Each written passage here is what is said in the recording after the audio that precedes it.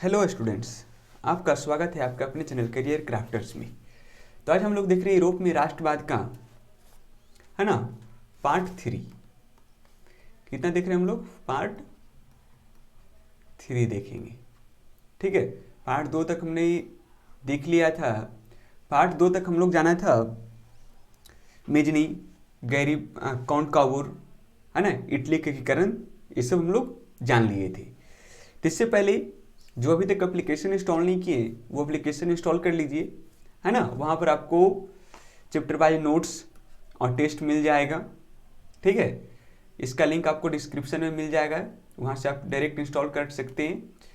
तो चलिए शुरू करते हैं। सबसे पहले हमारा टॉपिक था आज का गैरीवाल्डी, है ना, जिसमें हम लोग मेजनी को जान लिए थे, काउंट काबूर के बारे में जान लिए थे। अब था गैरीवाल्डी, है ना। गैरीवाल्डी के बारे में हम लोग जानते हैं, देखते हैं वो कैसे व्यक्तित्व के व्यक्ति थे, है ना। चलिए शुरू करते हैं। यही थे गैरीवाल्डी, है ना। गैरीवाल्डी यही थे, है ना, दाढ़ी वाले, बिल्कुल नवाब टाइप पे, है ना। तो शुरू करते हैं। कहता है गैरीवाल्डी पेशे से एक नाविक था। कहने का मतलब जो गैरीवाल्डी थे ना, ये पेशे से क्या थे? नाविक थे। कंप्लीट है, पेशे से नाविक थे गैरीवाल्डी। कहता है और मेजनी के विचारों का समर्थक था। कहने का अर्थ हुआ जो गैरीवाल्डी थे वो पेशे से नाविक थे और मेजनी के विचारों के समर्थक थे, परंतु बाद में काउंट काबूर के प्रभाव में आकर संवैधानिक राजतंत्र का पक्षधर बन गए थे। कहता है मेजनी के वो समर्थक थे, लेकिन बाद में कुछ समय बाद वो काउंट काबूर से प्रभावित हो गए, है ना। वो संवैधानिक राजतंत्र का पक्षधर बन गए थे। वो विश्वास रखने लगे संवैधानिक राजतंत्र भी सही है ना। तो कहता है गैरीवाल्डी ने अपने कर्मचारियों तथा सेवकों की सशस्त्र सेना बनाई। कहता शस्त्र वाला उन्होंने एक सेना बनाया, ठीक है। और गैरीवाल्डी सशस्त्र क्रांति के द्वारा दक्षिणी इटली के रियासतों के एकीकरण तथा गणतंत्र की स्थापना करने का प्रयास कर रहा था। जो उन्होंने सेना बनाया ना, तो इटली के जो रियासत था, रियासतों को एकीकरण तथा गणतंत्र करने का प्रयास में जुट गए। वो उसने अपने सैनिकों को लेकर, है ना, उनका जो सशस्त्र सैनिक था उसको लेकर इटली के प्रांत सिसिली तथा नेपल्स पर आक्रमण किए। कहता है जो गैरीवाल्डी जो सेना बनाए थे, है ना, उनको लेकर सिसिली तथा नेपल्स पर वो क्या कर दिए? आक्रमण कर दिए थे। कहते इन रियासतों की अधिकांश जनता बुर्बो राजवंश के निरंकुश शासन से तंग होकर गैरीवाल्डी की समर्थक बन गई। कहता है उनका जो वहां का जो जनता भी लोग था ना, वही गैरीवाल्डी के साथ में आ गए। क्यों? को बुर्बो राजवंश से वो तंग हो गए थे, है ना। तंग होने के कारण वो गैरीवाल्डी के साथ वो भी मिल गए। कहता है गैरीवाल्डी ने यहां गणतंत्र की स्थापना की। कहता है वह गणतंत्र की स्थापना हो गया और विक्टर इमैनुएल के प्रतिनिधि के रूप में वहां की सत्ता संभाली। कहता है उस एरिया को वो जीत भी लिए थे, है ना। जीतने के बाद विक्टर इमैनुएल के प्रतिनिधि के रूप में वहां सत्ता भी वो संभाल ली। कहता है दक्षिणी इटली के जीते गए क्षेत्र को बिना किसी संधि के गैरीवाल्डी ने विक्टर इमैनुएल को सौंप दिया। यहां से बात समझिए, जो एरिया वो जीते थे गैरीवाल्डी ने, कहता है वो बिगर शर्त के, है ना, विक्टर इमैनुएल को वो सौंप दिए। ऐसे समझ में। कहता है गैरीवाल्डी को दक्षिणी क्षेत्र का शासक बनने का प्रस्ताव विक्टर इमैनुएल द्वारा दिया भी गया था। कहता है गैरीवाल्डी को विक्टर इमैनुएल प्रस्ताव भी दिया कि आप दक्षिणी क्षेत्र का शासक आप बन जाइए, लेकिन उसने क्या, गैरीवाल्डी ने इसको अस्वीकार कर दिया था। ठीक है, लिखा है, परंतु उसने अपने इसे अस्वीकार कर दिया, उस प्रस्ताव को वो ठुकरा दी और वह अपनी सारी संपत्ति राष्ट्र को समर्पित कर साधारण किसान की भांति जीवन जीने की ओर अग्रसित हो गए। कहता है उनके पास जितना भी संपत्ति था, ये सब था ना, वो सब क्या कर दिए, वो त्याग दिए, है ना, वो राष्ट्र को अपना दान दे दिए। कहता समझिए वो कितना सिंपल साधारण व्यक्ति के थे गैरिबाल्डी, वो अपना पूरा संपत्ति राष्ट्र को समर्पित कर दिए थे। कहता है और त्याग और बलिदान की इस भावना के कारण गैरिबाल्डी के चरित्र को भारतीय स्वतंत्रता संग्राम के दौरान खूब प्रचारित किया गया था। कहता है इनका नाम भारतीय स्वतंत्रता संग्राम के दौरान भी इनके नाम को खूब जोर तोड़ से प्रचारित किया गया था। और कहता तथा लाला लाजपत राय ने उनकी जीवनी लिखी, किनकी, तो गैरिबाल्डी की। कंप्लीट है, गैरिबाल्डी की उन्होंने एक जीवनी उनकी लिखी थी। आगे है, कहता है काउंट काउर की 1862 ईस्वी में मृत्यु हो गई। कहता है देखिए, कहता है उसी समय 1862 में किनकी मृत्यु हो गई थी, काउंट काउर की। ध्यान रखिएगा, काउंट काउर की मृत्यु कब, तो 1862 में। ठीक है, आगे है 1871 तक इटली का एकीकरण मेजनी, काउंट काउर और गैरिबाल्डी जैसे राष्ट्रवादी नेताओं एवं विक्टर इमैनुएल जैसे शासक के योगदान के कारण पूर्ण हुआ। कहता है इटली का एकीकरण कब जाकर संपन्न हुआ था, 1871 में। 1871 में पूरी तरह से इटली का एकीकरण हो चुका था, जिसमें योगदान किनका किनका था, मेजनी, काउंट काउर और गैरिबाल्डी का सबसे महत्वपूर्ण योगदान था। ठीक है, चलिए अगला टॉपिक है हमारा जर्मनी का एकीकरण, है ना। जर्मनी का एकीकरण, एकीकरण मतलब तो पता ही होगा आपको। चलिए देखते हैं। कहता है जिस समय मतलब कि इटली का एकीकरण हो रहा था, तो जर्मनी का एकीकरण भी साथ साथ हो रहा था, है ना। सेम प्रक्रिया चल रहा था दोनों में, इटली में भी और जर्मनी में भी। तो वही लिखा है इटली के एकीकरण के दौरान ही जर्मन क्षेत्र में भी समान प्रक्रियाएं चल रही थी। कहता है जिस समय इटली का एकीकरण हो रहा था, है ना, उस समय जर्मनी में भी सेम प्रोसेस चल रहा था एकीकरण का। कहता था दोनों देशों का एकीकरण लगभग साथ साथ ही संपन्न हुआ। जब दोनों का प्रोसेस सेम चल रहा है ना, तो ये कह रहा है कि दोनों का एकीकरण भी क्या हुआ था, साथ साथ ही संपन्न हुआ था। अप्रॉक्स मतलब कि कुछ दिन का आगे पीछे हो सकता है ना, लेकिन अब सेम लगभग समान ही दोनों का एकीकरण हुआ था। कहता है आधुनिक युग आते आते जर्मनी पूरी तरह से विखंडित राज्य था। कहने का मतलब, कहता है आधुनिक युग आते आते जर्मनी पूरी तरह से टुकड़े टुकड़े में बटा था। कहता है जिसमें लगभग 300 छोटे बड़े राज्य थे। कहता है जर्मनी में लगभग कितने छोटे बड़े राज्य थे, तो अप्रोक्स 300, है ना, लगभग 300 छोटे बड़े राज्य हुआ करते थे। कहता है उन 300 छोटे बड़े राज्यों में विभिन्न प्रकार की विभिन्नताएं थी, है ना, राजनीतिक, धार्मिक, सामाजिक, अलग अलग प्रकार की, ठीक है, भिन्नताएं थी। अगर क्वेश्चन पूछ दे कि जर्मनी के एकीकरण में क्या क्या बाधाएं थी, क्या बाधाएं थी, है ना, महत्वपूर्ण, तो लिख सकते हैं हम लोग कि जर्मनी में तो सबसे पहले लगभग 300 छोटे बड़े राज्य थे, और उसमें भी राजनीतिक, सामाजिक और धार्मिक विभिन्नताएं थी। इसी कारण वहाँ का एकीकरण मतलब वहाँ का कठिन था एकीकरण करना। कंप्लीट है, चलिए आगे देखते हैं। जर्मन एकीकरण की पृष्ठभूमि निर्माण का श्रेय नेपोलियन बोनापार्ट को दिया जाता है। कहता है जर्मन एकीकरण की पृष्ठभूमि निर्माण का श्रेय किन्हें दिया जाता है, नेपोलियन बोनापार्ट को दिया जाता है। वो भी क्यों, जो देखिएगा ध्यान से। कहता है 1806 ईस्वी में, है ना, जर्मन प्रदेशों को जीतकर राइन राज संघ का निर्माण किया था। कहता है जो नेपोलियन बोनापार्ट थे, जो वहां जर्मन में लगभग 300 छोटे बड़े राज थे ना, छोटे बड़े राज, वो सबको जीतकर, है ना, एक राज संघ बना दिया, जिसका क्या नाम है, राइन राज संघ। ठीक है, और वही जब बन गया संघ, तो वहीं से धीरे धीरे क्या हुआ, राष्ट्रवाद की भावना बढ़ने लगी। लेकिन देखिए इसमें 4 नाम महत्वपूर्ण है।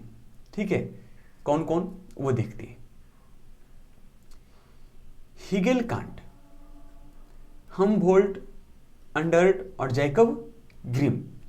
ठीक है, ये जो तीन नाम आप चार नाम देख रहे हैं ना, वो बहुत ही महत्वपूर्ण था। जब वो वहाँ मतलब कि राष्ट्रवाद की भावना को फैलाने में ये चारों ने महत्वपूर्ण भूमिका निभाई थी। ठीक है, किसका? राष्ट्रवाद को फैलाने में, ठीक है, बहुत ही महत्वपूर्ण भूमिका निभाई थी। चलिए, कहता है 1834 में जर्मन व्यापारियों ने, है ना, 1834 में जर्मन व्यापारियों ने आर्थिक व्यापारिक समानता के लिए प्रसा के नेतृत्व में जाल्बेरिन नामक संघ बनाया। ठीक है, इसमें से क्वेश्चन क्या पूछता है? जाल्बेरिन एक कैसी संस्था है? तो किसकी संस्था थी? तो व्यापारियों की, है ना, ये क्वेश्चन पूछता है, तो ध्यान रखिएगा। ठीक है, चलिए बाकी इसका ऑब्जेक्टिव क्वेश्चन हम लोग देखेंगे, उस समय पूछ सकता है जाल्बेरिन कैसी संस्था थी? तो व्यापारियों की। कंप्लीट। अरे एक क्वेश्चन इसमें से पूछता है ना कि जर्मन राज्य का निर्माण किसने किया था?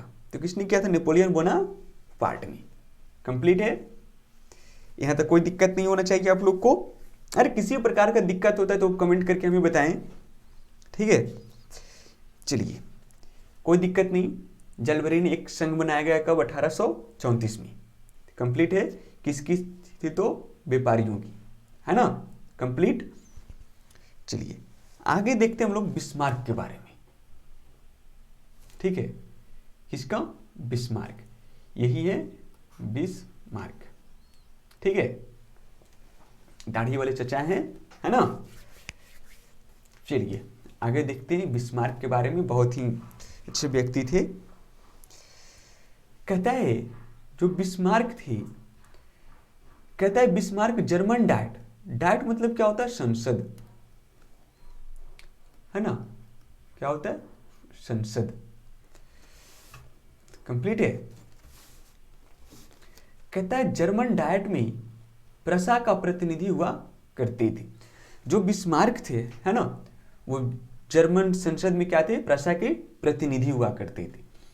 कहता है प्रारंभ से ही वो हिगेल कांट के विचारों से प्रभावित थे। कंप्लीट है। कहता है जो बिस्मार्क हैं वो क्या थे? प्रारंभ से हिगेल के विचारों से प्रभावित थे। और कहता है जर्मन संसद डाइट में अपनी सफल कूटनीति का लगातार परिचय देता आ रहे थे। कहते वो कूटनीति में बहुत ही अच्छे व्यक्ति थे, है ना, कूटनीति वो अच्छी तरीके से जानते थे। कहते जर्मन संसद में अपनी कूटनीति का वो हमेशा सही ढंग से परिचय देते आ रहे थे।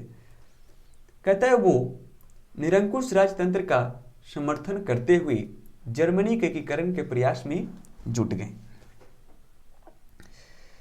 कहता है वो निरंकुश राजतंत्र का समर्थन करते हुए, है ना, एक मिनट,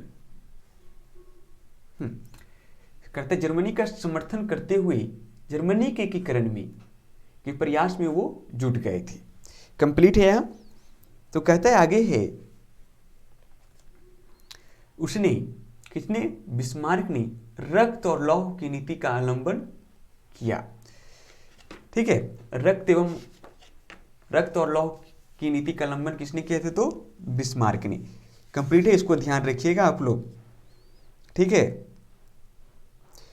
क्यों किए थे? कि सैन्य शक्ति को पहले बहुत महत्व दिया जाता था, है ना, कि तभी जाकर किसी भी देश का एकीकरण हो सकता है। तो इसी के लिए उसने रक्त और लौह नीति का अवलंबन किया। एक क्वेश्चन पूछता है रक्त और लौह नीति का अवलंबन किसने किया? तो बिस्मार्क ने। कंप्लीट है। चलिए इसमें और देखते हैं, टॉपिक कुछ है हमारा। देखिए कुछ टॉपिक था हमारा, शेडोवा का युद्ध, है ना। क्या है? एक मिनट। सबसे पहला है शेडोवा का युद्ध।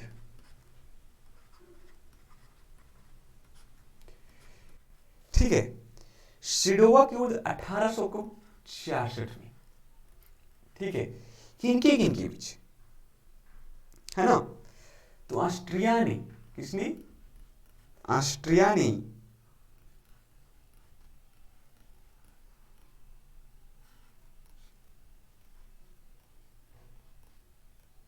प्रसा के खिलाफ युद्ध की घोषणा की थी, है ना, जो 1866 में, ठीक है, 1866 में ऑस्ट्रिया ने प्रसा के खिलाफ शेडोवा की युद्ध का घोषणा किया था।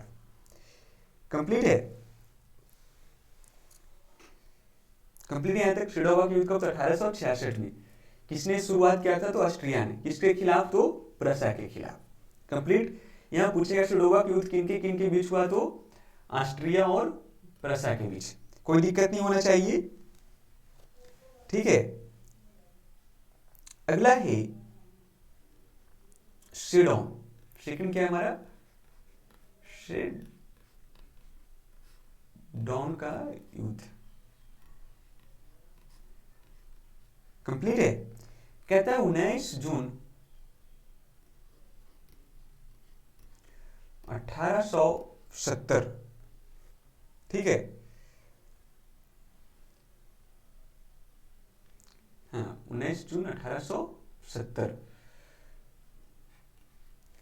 कि फ्रांस के जो शासक थे नेपोलियन, है ना, प्रसा के खिलाफ युद्ध की घोषणा की थी। फ्रांस का शासक कौन था? नेपोलियन। किसके खिलाफ? तो प्रसा, है ना। कंप्लीट है। शेडोन का युद्ध किनके बीच? तो फ्रांस और प्रसा के बीच। कब? 1870। कंप्लीट है।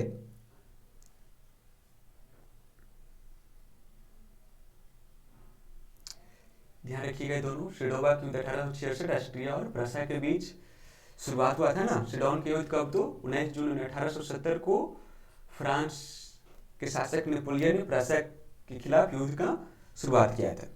कंप्लीट है। जिसमें, ठीक है, जिसमें ध्यान देंगे हम लोग यहाँ पे,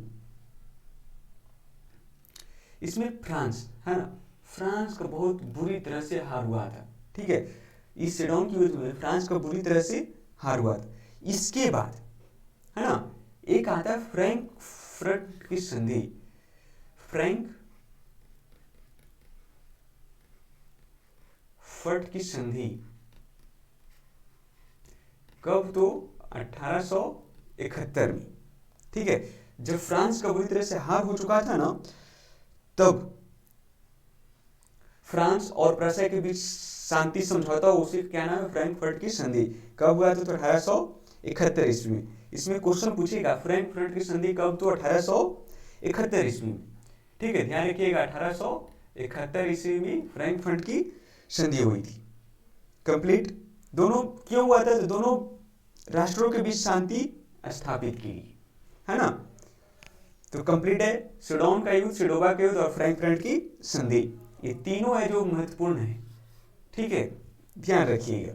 बाकी हम लोग नेक्स्ट क्लास में देखेंगे यूनान में राष्ट्रीयता का उदय, जिसमें बहुत सी देश हैं, पोलैंड है, बोहेमिया है, हंगरी है ना, इस सब के बारे में हम लोग देखेंगे। तो आज के लिए इतना ही, और हमारे चैनल को सब्सक्राइब नहीं किए तो सब्सक्राइब कर लीजिए, और वीडियो को लाइक और शेयर जरूर करिए अपने दोस्तों।